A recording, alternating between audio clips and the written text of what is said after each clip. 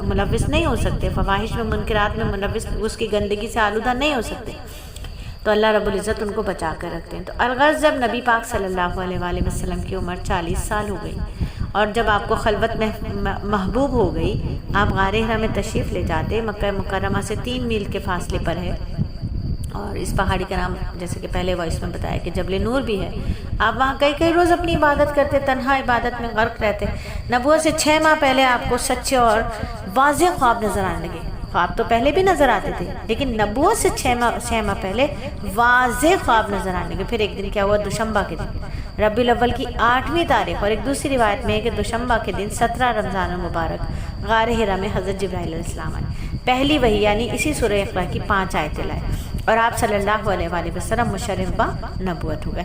فرشتہ آپ کے سامنے آیا اور آپ سے کیا کہا؟